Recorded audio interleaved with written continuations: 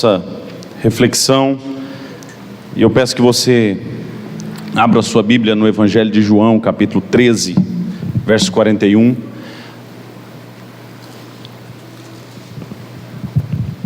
João, capítulo 9, verso 13 ao 41.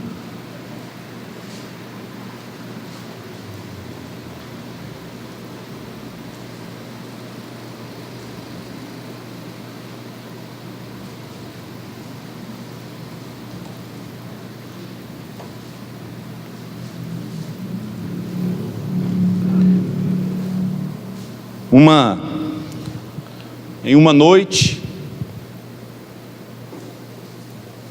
3 homens e uma criança, um adolescente, num rio, dentro de um barco, pescando, e uma pessoa perguntou: o que aconteceria com a gente se Deus desse a graça de podermos, por alguns minutos, termos uma clara evidência do que está debaixo de nós agora dentro desse rio? Se de repente aparecesse uma luz dos nossos olhos e essa luz fosse capaz de a gente, naquela alta hora da noite, percebermos o que estava embaixo de nós no meio daquele grande rio. Essa experiência foi tida por nós, o Ademilton, o Rafael, Felipe e eu, quando eu fiz essa pergunta: e se Deus nos desse a graça de termos uma luz nos nossos olhos que revelasse o que está debaixo de nós agora, o que a gente faria? Muita coisa aconteceria. Talvez a gente não sabia o que ia sair ali, né? Correndo, desesperado, porque cobras que poderiam estar ali, ou felizes, porque agora nós sabemos aonde estão aquele cardume que nós estamos procurando, né? E agora posso jogar a isca ali. Situações, e essa experiência me revelou algumas coisas interessantes do que é capaz de a luz provocar. O que a luz pode provocar na vida das pessoas, o quanto é bom, né? E aí, olhando para aquele ato da criação de Deus, quando a terra era sem forma e vazia, e o Espírito de Deus pairava sobre a face das águas, disse Deus: haja luz. Tudo estava escuro, e disse Deus: haja luz. E disse Deus: vou colocar luzeiros, para que possam enxergar o que eu estou fazendo. E daí por diante o que nós vemos são experiências de luz no meio do povo. O povo de Israel, quando estava caminhando pelo deserto, lá pelas tantas da noite, eles contavam com uma coluna de fogo que iluminava o caminho deles para eles poderem caminhar no longo deserto.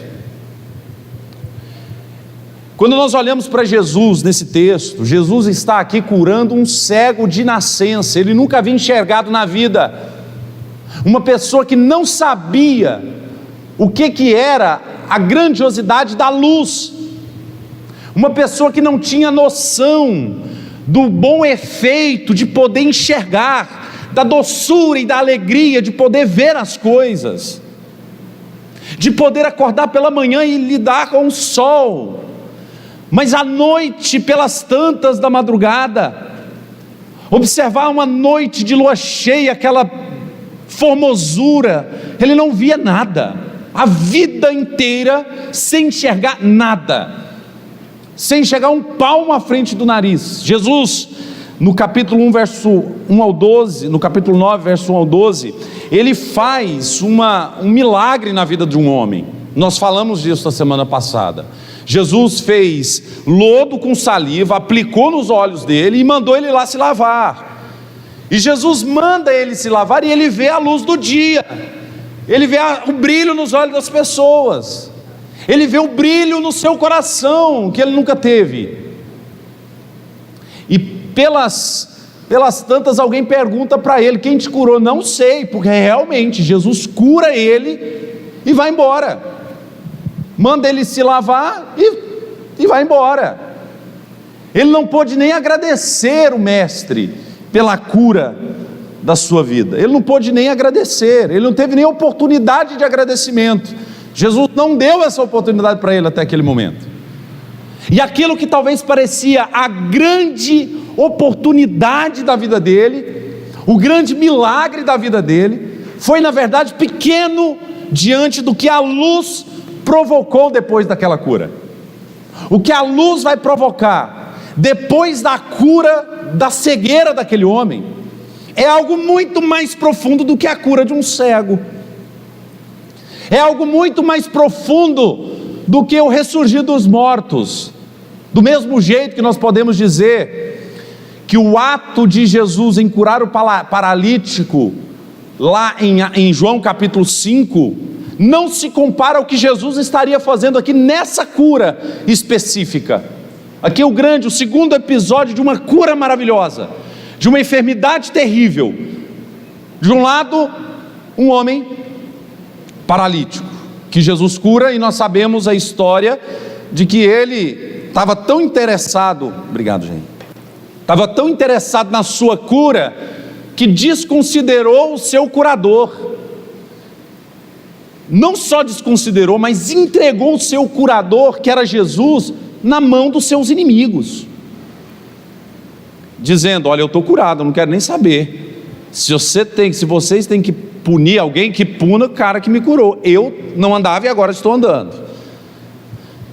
E aí agora, Jesus também, igual lá, num sábado, ele vai curar um cego.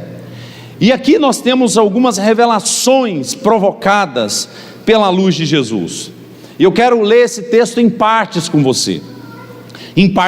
Em primeiro lugar, eu quero ler o versículo de 13 ao 17. Acompanhe na sua Bíblia, Evangelho de João, capítulo 9, verso 13 ao 17.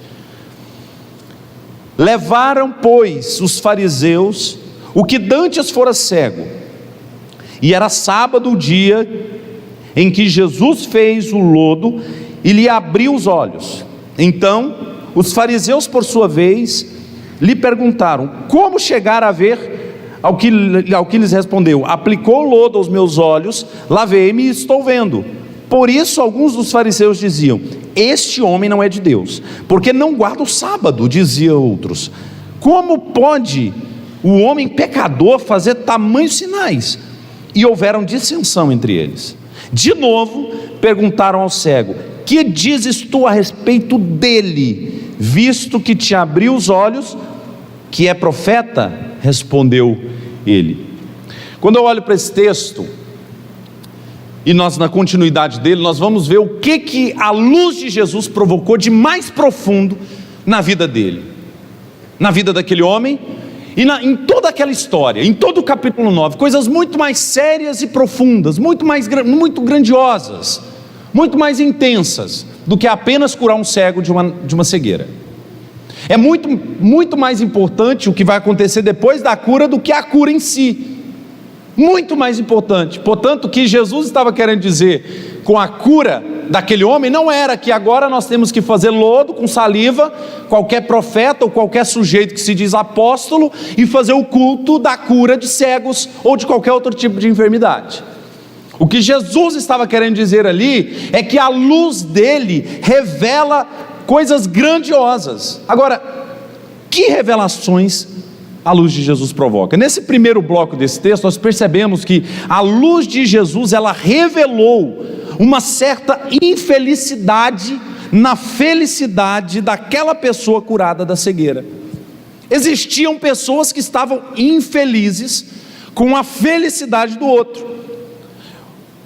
Muitas vezes, o que acontecia ali, se a gente olhar no texto, tinha um homem cego, e a preocupação deles era apenas uma: por que Jesus está de novo curando no sábado?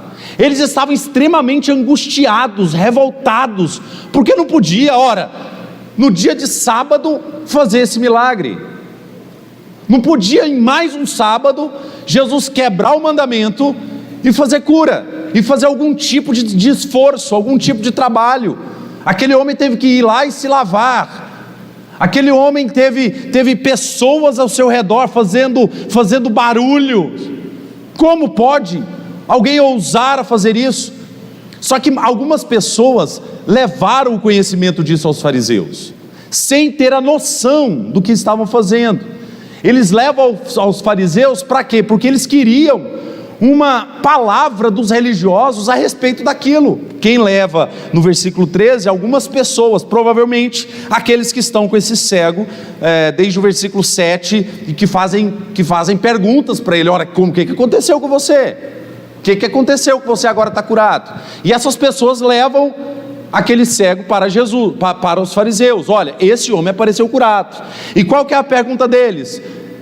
E qual que é a posição deles? A posição deles não é se alegrar com a alegria do outro, não é se alegrar com a alegria do cego, mas é ficar infeliz, porque Jesus estava curou aquele homem. Uma infelicidade absurda com a felicidade do outro, uma falta de compreensão, de percepção da maior necessidade que aquele homem tinha até aquele momento. E como que nós olhamos isso e podemos aplicar na nossa vida? Muitas vezes nós podemos agir também como fariseus, que ao invés de nos alegrar com a cura, ao invés de nos alegrarmos com a conversão, ao invés de nos alegrarmos com a integração de alguém no meio do povo, ou alguma bênção que esse povo recebe, nós começamos a identificar os defeitos e duvidar da capacidade de Deus em transformar vidas, em duvidar da capacidade de Jesus em transformar as vidas. As pessoas são más, sim, tanto quanto nós, e precisam do mesmo Jesus que nos salva da nossa própria cegueira. Eles eram tão cegos que não enxergavam a própria cegueira deles. Enquanto aquele cego estava feliz, eles não se alegravam um minuto com a alegria daquele homem, infelizes com a felicidade alheia, tentando encontrar saída e solução para matar Jesus num episódio maravilhoso de cura de alguém. Resta saber se quando aquela pessoa que eu não gosto se integra à fé, resta saber se aquela pessoa a qual eu tenho algumas indisposições, quando ela conta o que Jesus está fazendo na vida dela, como é que eu reajo quanto a isso?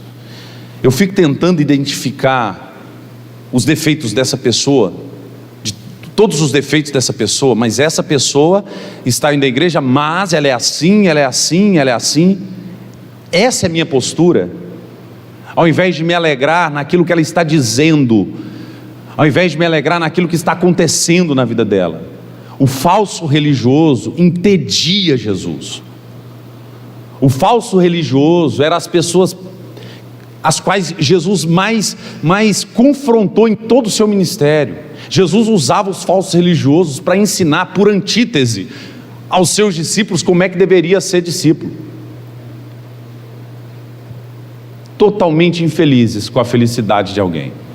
Do mesmo jeito que eles estavam infelizes com a cura do paralítico, porque Jesus também não poderia ter curado no sábado. Mas o segundo momento também, esse texto nos revela o que a luz de Jesus provoca, melhor dizendo.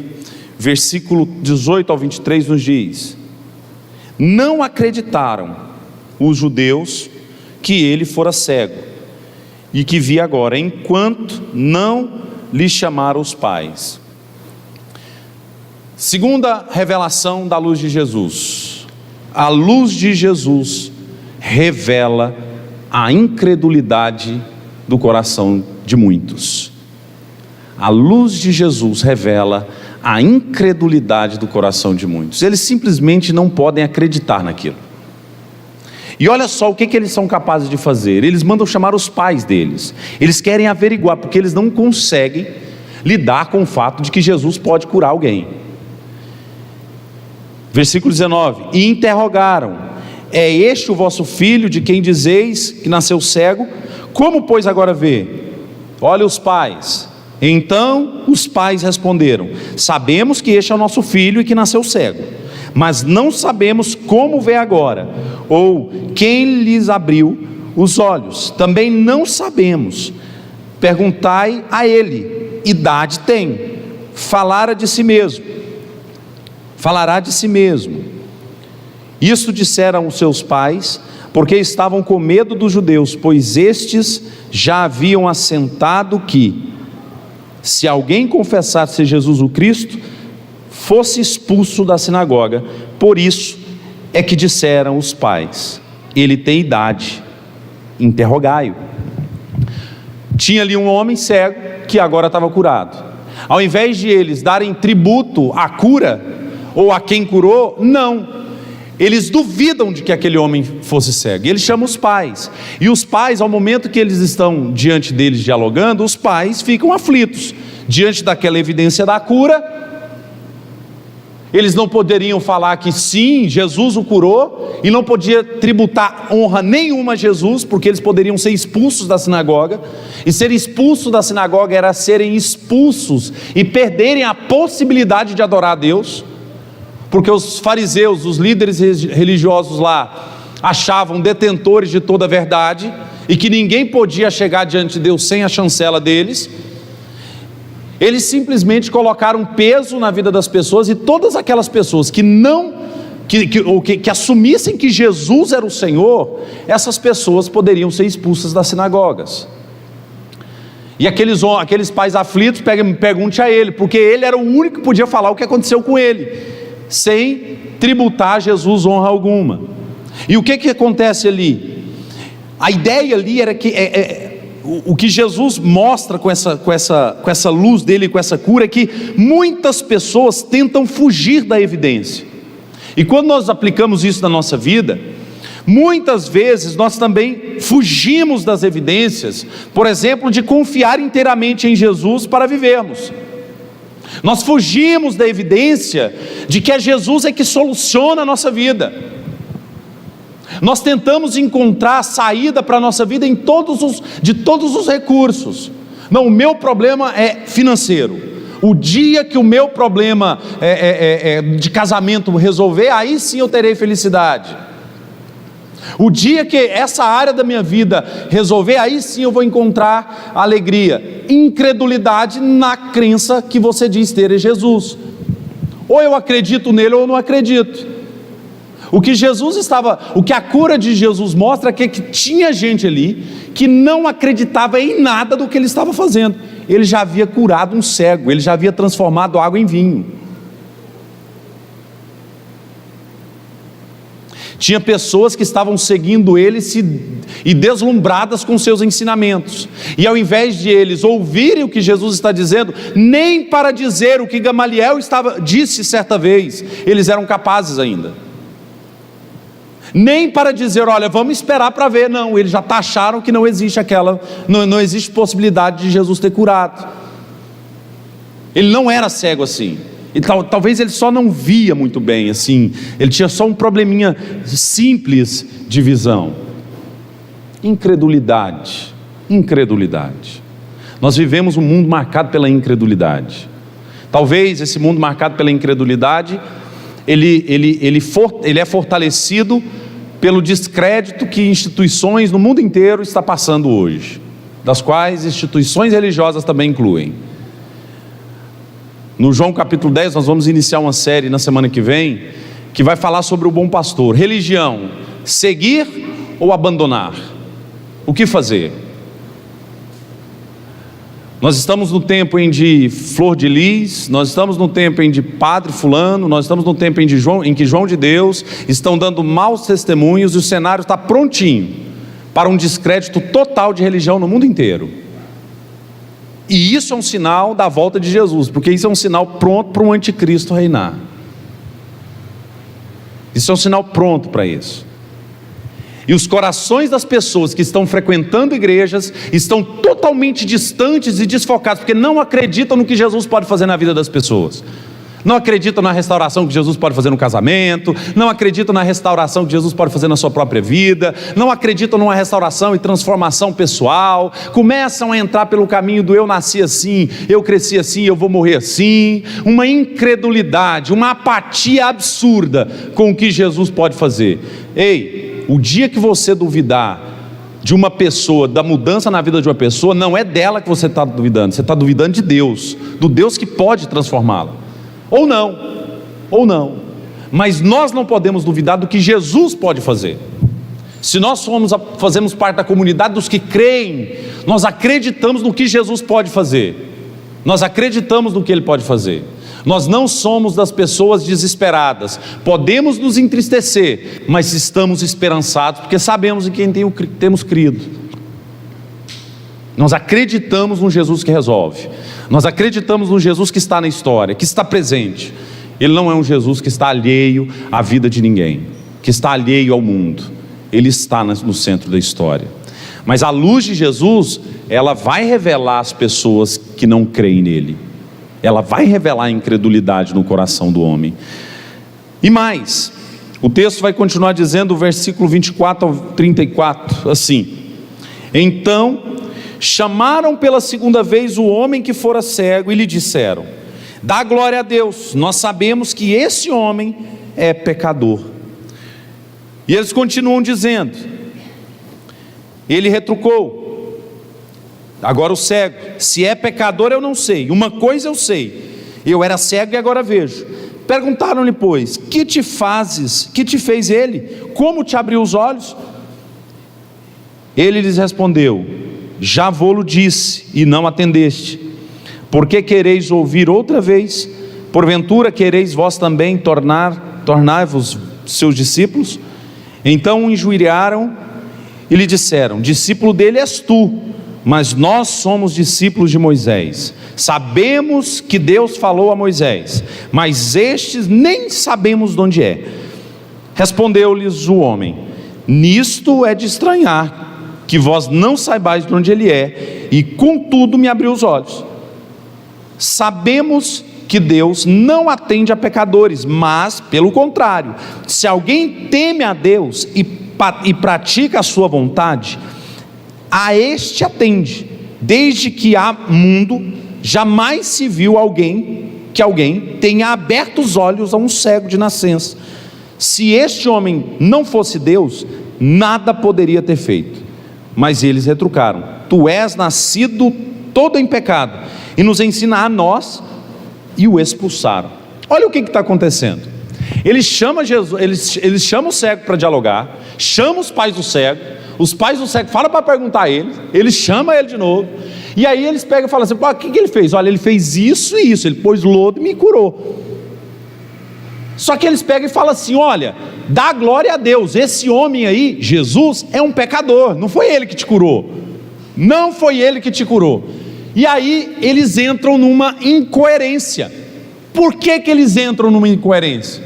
Porque ali estavam diante dele testemunhas de uma cura. Ninguém viu um cego ver até então, ninguém havia curado um cego de nascença até então. E agora o que eles têm diante deles? Uma incoerência nas mãos, porque a crença do povo judeu, inclusive deles, era: milagres extraordinários só são possíveis vindo da parte de Deus. Ora, se agora eles falam que eles estavam curados, que aquele homem estava curado, se tem testemunho, os pais falaram, as pessoas estavam testemunhando, por que eles não acreditam na palavra de Deus? Qual foi onde eles recorrem? Eles recorrem ao fato de falar assim: olha, nós somos filhos de Moisés. Eles recorrem à lei. E o cego olha para eles e fala para eles: estranha vocês não acreditarem nisso. Muito me estranho. Um cego, aquele que ninguém dava moral, ele lança uma palavra cínica para eles, uma pergunta cínica para eles. Ele faz uso de um cinismo. Quer dizer então que eu estou curado, que eu fui curado, que esse homem é pecador? Vocês acreditam que todo milagre extraordinário é vindo da parte de Deus, agora eu estou curado, vocês não querem acreditar, e ainda dizem que são filhos de Moisés? Trocando em miúdos é mais ou menos assim: eu recebi uma cura, das quais vocês sabem que foi Deus, e não reconhecem que foi Deus?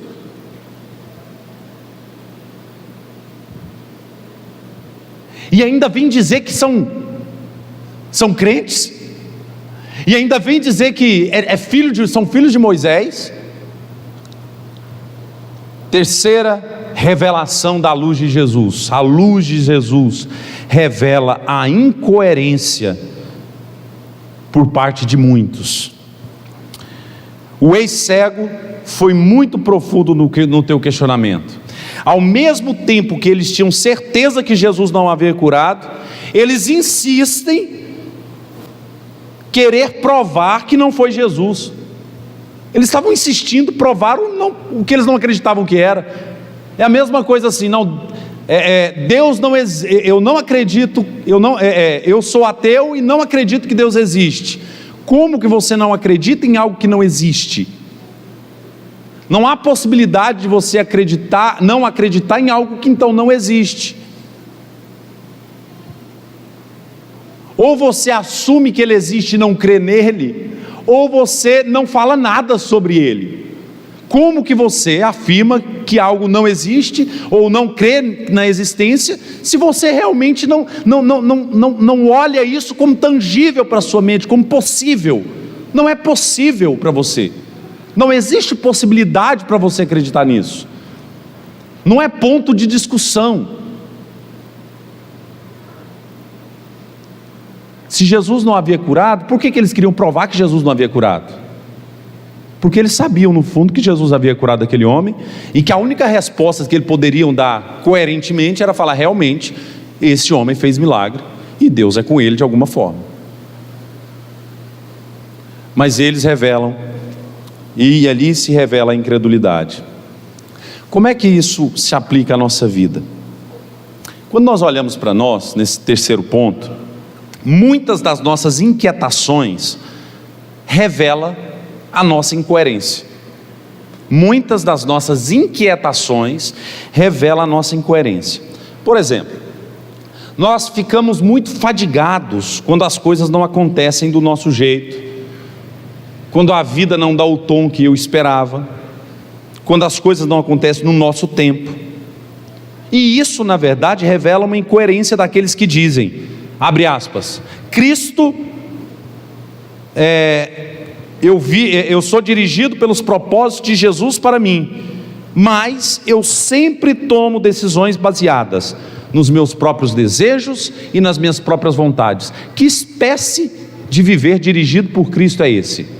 Eu digo com os lábios que sou de Jesus, que eu tenho a minha vida dirigida por Ele, mas o meu coração, todas as vezes que tem que se tomar decisões, eu decido à luz dos meus desejos, dos meus prazeres e das minhas vontades. Quando a gente decide as coisas pelas nossas decepções, quando nós somos dirigidos pela nossa culpa, quando nós somos dirigidos pelas nossas raivas, pela nossa ira, nós estamos sendo incoerentes, porque mesmo sendo dirigidos por isso na prática, com os lábios nós dizemos que estamos sendo dirigidos pelos propósitos de Deus. Ora, ou eu dirijo pelos propósitos de Deus e entendo que minha vida toda está no controle dele, ou então eu vou viver a minha vida ao meu bel prazer, achando que o que define a minha alegria são as minhas decisões, as minhas escolhas, são os meus sonhos, é o meu jeito de decidir as coisas, é a minha religiosidade, é o jeito que eu estabeleci como correto viver a religiosidade, e não pelo que Deus estabelece na sua palavra. Extremamente incoerentes. Mas por fim, quando nós olhamos para esse texto, nós percebemos que ele nos revela uma quarta coisa interessante para nós, versículo 35 ao 41. E talvez aqui está o ápice do que Jesus queria com aquela cura, o ponto mais alto, principal, o que Jesus realmente queria fazer. Olha o verso 35, ouvindo Jesus que o tinham expulsado, encontrando-o, lhe perguntou, crês tu no Filho do Homem? Ele respondeu e disse, quem é, Senhor, para que eu creia? E Jesus lhe disse, já o tens visto, e é o que fala contigo. Então afirmou ele, creio, Senhor, e o adorou. Prosseguiu Jesus, eu vim a este mundo para juízo, a fim de que os que não veem vejam, e os que veem se tornem cegos. Alguns dentre os fariseus que estavam perto dele perguntaram, acaso também nós somos cegos? Respondeu-lhe Jesus, se fosseis cegos, não terias pecado nenhum, mas porque agora dizeis, nós vemos, subsiste o vosso pecado. Quarta revelação da luz de Jesus, é que a luz de Jesus revela o seu desejo em salvar pecadores do seu pecado. A luz de Jesus, ela revela o desejo de Jesus em salvar pecadores. Quando aquela luz aparece, quando Jesus abre os olhos, Jesus sabia onde isso ia chegar. E olha o que acontece. Aquele homem foi expulso da sinagoga, obviamente. Ele joga na cara a incoerência dos fariseus, e eles os expulsa da sinagoga. E aí Jesus vai lá e cata ele, vem aqui, e diz para ele: olha, crês tu no Filho do Homem? Nesse momento ele não sabia quem era Jesus, ele não tinha noção de quem era Jesus ainda, ele não tinha encontrado com Jesus pessoalmente depois de enxergar. E aí ele pega e faz a pergunta: olha, quem é? Eu estou à procura desse, eu estou à procura dele, eu estou à procura daquele que os fariseus incoerentemente chamam de pecador. Mas se é pecador eu não sei, eu estou vendo, e eu quero saber quem é ele. Perceba o interesse dele por Jesus. E agora entra em paralelo com o paralítico de João capítulo 5, que no momento em que é curado não quer nem saber de Jesus, entrega Jesus aos fariseus e está tudo certo, agora eu estou andando. Queria a bênção, mas não o Deus da bênção, queria a cura, mas não o seu curador. Só que esse homem, ele fala: quem é esse Jesus para que eu creia? Eu quero ver esse Jesus. Esse homem ressignificou minha vida.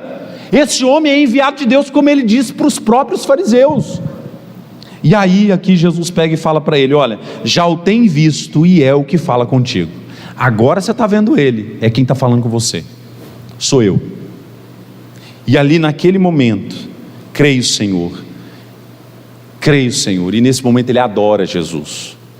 Em contrapartida, existem os fariseus que aprofundam ainda mais na cegueira espiritual deles, na doença espiritual deles, porque eles se achavam sabedores de tudo, eles já achavam que já estavam na igreja há muito tempo, eles eram da comunidade de muitos anos da igreja, de nasci na igreja, agora eu já sei todas as verdades da igreja, agora eu não preciso de mais nada. Totalmente incoerentes, como o terceiro ponto que eu disse. E é engraçado, né? Dizer que entregou a vida a Jesus e não demonstrar isso nas suas lutas diárias é tão incoerente quanto uma pessoa que se diz que fez algumas aulas de anatomia e falasse agora, porque fez as aulas de anatomia, agora é um médico, porque estudou um pouco ali, viu alguns videozinhos no YouTube sobre algum assunto, agora está um perito naquele assunto. Aqueles homens, eles estavam tão cegos que o conhecimento que eles tinham da lei era para eles julgamento, era para eles e servia para eles juízo, e eles não percebiam isso. Eles simplesmente a cada dia sabia de uma lei que os condenava, e não olhava para Jesus, que salvava do juízo da lei, do julgo da lei. O cego, pelo contrário, reconhece a sua doença ao médico Jesus. Os fariseus não reconhecem a sua doença e se acham sadios demais para entregar a sua vida a Jesus e precisar de Jesus. E Jesus ali é quem toma a iniciativa de se revelar, e apenas aqueles que reconhecem a sua voz e se rendem a Ele. Jesus não morreu por toda a humanidade, Jesus morreu pelas suas ovelhas. Ele mesmo disse: eu vim para os meus, aquele que o Pai me dá, esse vem a mim, e eu de maneira nenhuma o lanço fora. Duas pessoas foram aqui até o capítulo 9 curadas extraordinariamente por Jesus. Um foi curado e foi embora. O outro foi curado e se rendeu e adorou. A luz de Jesus veio abraçar todos aqueles que se rendem a Ele e o adoram. E o que é que nós concluímos com isso? E eu gostaria de concluir isso em uma curta frase, melhor, duas curtas frases. Não há quem fique às escondidas diante da luz de Jesus. Não existe ninguém que vai ficar escondidinho diante da luz de Jesus. Mas e se eu não for na igreja? Não interessa, a luz de Jesus não está dentro da igreja. A luz de Jesus brilha no mundo inteiro. Em tudo que se foi criado, brilha a luz de Jesus. Em todo lugar que você perceber, a luz de Jesus estará lá, revelando a infelicidade na felicidade de outros, revelando a incredulidade dos homens, a incoerência dos homens, mas em contrapartida, estará lá revelando a salvação de Jesus à vida das pessoas, as quais creem nele e o adoram. Então não tem como você ficar às escondidas diante da luz de Jesus. Eu vou seguir minha vida agora do meu jeito, e agora ninguém me toca, e ninguém vem falar comigo, ninguém vem me corrigir com nada. Diante da luz de Jesus não existe esse negócio de você ficar às escondidas, pecando às escondidas, ou achando que está tudo certo e que ninguém mexe na sua vida, ninguém toca na sua vida. Deus sabe, e a luz de Jesus revela muitas coisas. Tudo que o mundo precisa ser revelado, a luz de Jesus revelou. Só que isso tem algumas implicações, uma implicação muito profunda, que é a segunda frase. Diante dessa luz, ou você se prostrará em adoração diante dela, ou dele, ou você sairá ofendido com o que a luz revelou sobre você. Ou você abraça a luz de Jesus e adora-o, ou você sai revoltado e ofendido com o que a luz revelou sobre você. Talvez você está andando pelo seu próprio orgulho, dirigido pela sua própria raiva, dirigido pelo seu medo, vivendo uma vida de incredulidade, de medo e tensão. E Jesus é aquele que sabe o que nós vivemos, que revela o nosso coração